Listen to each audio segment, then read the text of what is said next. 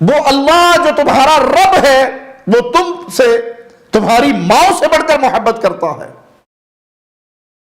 خود اپنا رشتہ اللہ سے جوڑو، خود اپنا تعلق اللہ سے جوڑو، اللہ سے مانگو۔ اللہ کی قسم، مخلوق کے در کا سوالی نامراد و ناکام رہ سکتا ہے، میرے رب کے در کا سوالی کبھی نامراد اور ناکام نہیں رہ سکتا۔ تحدیث نعمت کے طور پہ اور اپنے بھائیوں کی اصلاح کے لیے اور اللہ کے ساتھ ایک تعلق جوڑنے کے لیے میں اپنا ایک ذاتی واقعہ آپ کو سناتا ہوں۔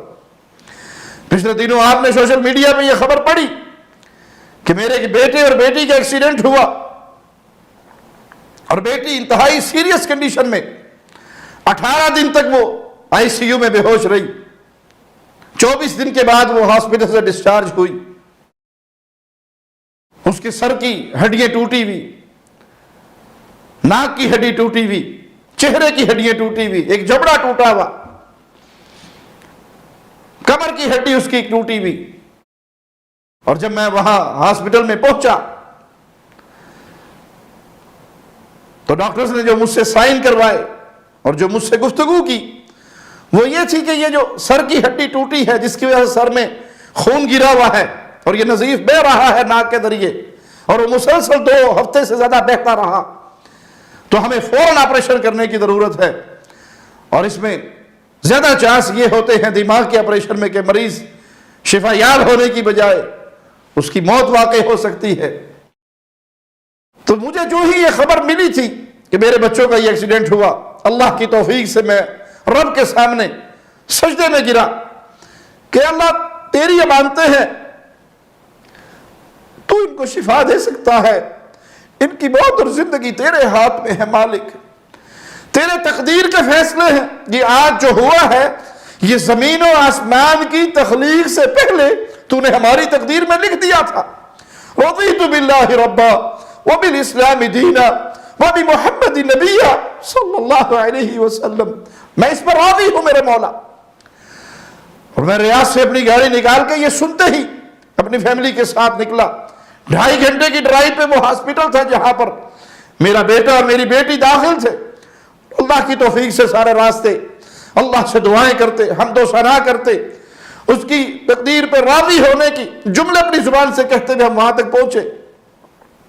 اور جب ڈاکٹرز نے کہا کہ یہ اس میں چانس وفات کے بھی ہے، تو میں اللہ کی امانت اور اللہ کے ہاتھ میں موت و حیات، نہ ڈاکٹروں کے ہاتھ میں نہ کسی پیر و بابا کے ہاتھ میں، یہ تو اللہ کے فیصلے ہیں اور ہماری گردنیں جھکی ہیں رب کے فیصلوں پر۔ لیکن الحمدللہ ثم الحمدللہ، خاص اللہ کی توفیق سے میں نے پہلے دن سے ہی، مجھے روزانہ 2-3 گھنٹے ملتے تھے اپنی بیٹی کے پاس آئی سی یو میں جانے کے لیے، اس کی ملاقات کے لیے۔ وہ بچی تو بے ہوش ہے، اسے تو نہیں پتا کون آیا ہے، لیکن میں وہاں جا کر 3 گھنٹے روزانہ تقریباً سورۃ فاتحہ پڑھ کر اپنی بیٹی کو دم کرتا رہا، روزانہ کی روٹین سے۔ جب میں نے بچی کے پاس جانا، گھر سے باوضو ہو کر جانا اور 3 گھنٹے اس کے سرہانے کھڑے ہو کر میں سورۃ فاتحہ پڑھتا رہا، اپنی بیٹی کو دم کرتا رہا۔ وہ دم والا پانی اس کے پاؤں پہ، اس کے ہاتھ پہ، جسم کے کسی حصے پہ گراتا رہا۔ اعوذ بعزت اللہ وقدرتہ من شر ما تجدین وتحاذرین، یہ حدیث سے ثابت ہے۔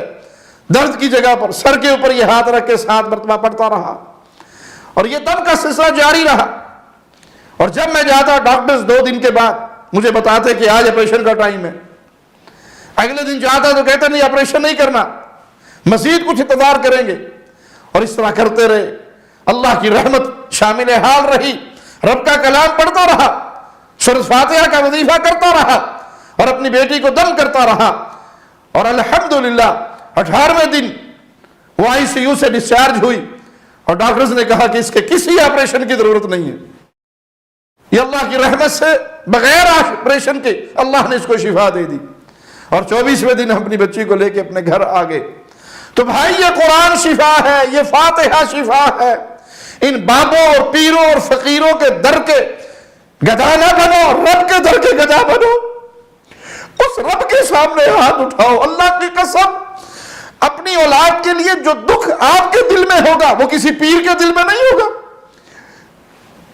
جو دعا آپ کے دل سے نکلے گی اپنے بچے کے لیے، اپنی بیٹی کے لیے، بیٹے کے لیے، اپنی بیوی کے لیے، اپنے ماں باپ کے لیے، اپنے بہن بھائیوں کے لیے، وہ 1500 روپے لینے والے تعویذ فروش کے دل سے نہیں نکلے گی۔